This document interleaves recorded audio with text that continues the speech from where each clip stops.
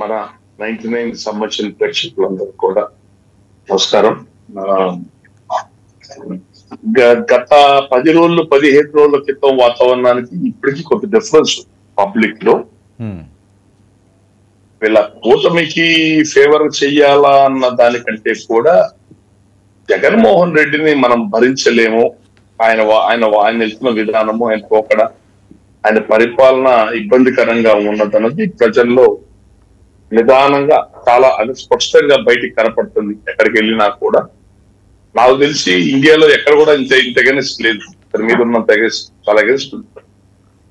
అది యాక్సెప్ట్ చేయాల్సిన విషయం. అయినా ఆ జగన్మోహన్ రెడ్డి గారు అట్లా ఫైట్ మాత్రం బలంగా ఇస్తారు. ఎక్కడ కూడా తగ్గకుండా సామధాన భేద దండోపాయాలన్నీ కూడా వాడుతూ డబ్బులు పరంగా కానివ్వండి, చాలా చోట్ల క్యాండిడేట్లు అదే పేరుతున్న క్యాండిడేట్లు నామినేషన్ వేయిస్తారు. వేరే వేరే రకరకాల ప్రతి వ్యూహాలతో అతను గట్టి ఫైట్ ఇస్తున్నాడు. కానీ ప్రజల్లో వ్యతిరేకత పార్టీ మీద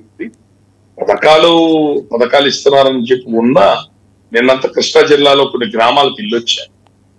రాజశేఖర రెడ్డి టైంలో పావలా వడ్డీలు ఇచ్చారండి. ఈ 3-4 ఏళ్లలో మాకు వడ్డీ లేని రుణం ఇస్తా అన్నారు. ఎక్కడ రూపాయి డబ్బులు లేవు. కానీ అతను టీవీల ముందు మాత్రం గొప్పగా చెప్పేసుకుంటాను, మీరు రుణాలు ఇచ్చేస్తున్నామని. వాస్తవ ప్రాక్టికల్ గా రియాలిటీ ఎట్లా లేదు.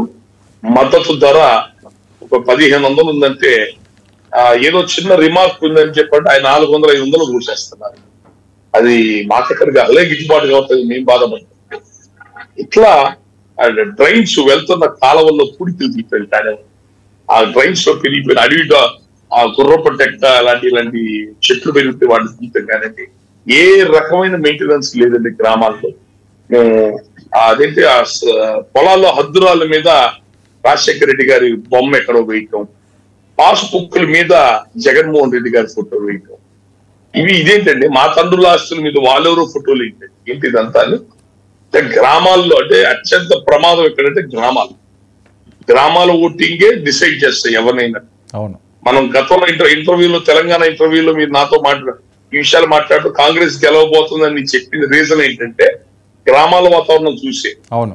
అదే గ్రామాల్లో ఒకవేళ వర్గాలు ఉంటే ఉండొచ్చు, గ్రామాల్లో అటు ఒక వర్గం ఇటు ఒక వర్గం ఉంటే కానీ ఎక్కువ శాతం ప్రజలు అసంతృప్తిగా ఉన్నారు. వాళ్ళకి కావాల్సిన మినిమం మెయింటెనెన్స్ ఉంటాయి కదా గ్రామాల్లో, పొలాలకు వాటికి అవి లేవు. దానివల్ల వాళ్ళ నుంచి వ్యతిరేకత ఉంది. ప్రజలు కూటమి మీద ప్రత్యేకమైన అభిమానం, అంటే చంద్రబాబు నాయుడు గారి పథకాలు ఎవరు వినే పరిస్థితి లేదు. చంద్రబాబు నాయుడు గారి నాన్న పులి కథే. ఆయన గతంలో కూడా ఇలాంటి హామీలు చాలా ఇచ్చున్నాడు, కొన్ని చేశాడు, చేయలేదని చెప్పట్లా, చేసిన అప్పటికి అలివిగానే హామీలు చాలా ఉన్నాయి. ఇది నిరుద్యోగ భృతి అని ఇట్లాంటి ఇచ్చారు అప్పుడే ఉన్నా. ఇప్పుడు మళ్ళీ చెప్తే జనం వింటారు. కానీ పవన్ కళ్యాణ్ యాడవటం, బీజేపీ యాడవటం, పాడైపోయిన ఈ రాష్ట్రాన్ని బాగు చేసుకోవడానికి కేంద్ర సహకారం కావాలని ప్రజలు అనుకోవటం, పవన్ కళ్యాణ్ కొద్దిగా అతను ఇతను మాట్లాడితే క్రెడిబిలిటీతో మాట్లాడతాడని ఉంటాం.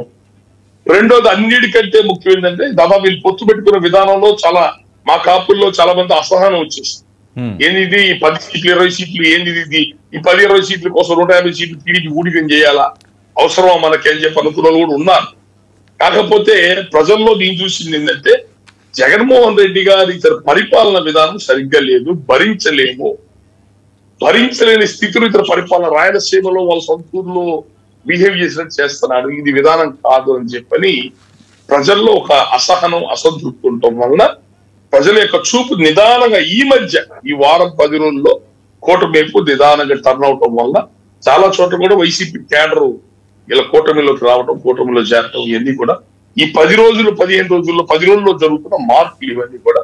ఇంకా ఎలక్షన్ రోజుకి ఎట్లా ఉంటుంది అయితే జగన్ మాత్రం ఇస్తున్న ఫైట్ మాత్రం అతను ఫైట్ బలంగానే ఇస్తున్నాడు. కానీ అతని మీద ఉన్న వ్యతిరేకత కొద్దీ కూటమికే ఛాన్సెస్ ఉంటాయి అని చెప్పని నేనైతే ఖచ్చితంగా అనుకుంటున్నాను. జగన్కే వ్యతిరేకం, ఎవరో కాదు, జగన్కే వ్యతిరేకం. ఓకే, రాము గారు ఏంటి జనసేన పరిస్థితి ఏంటి?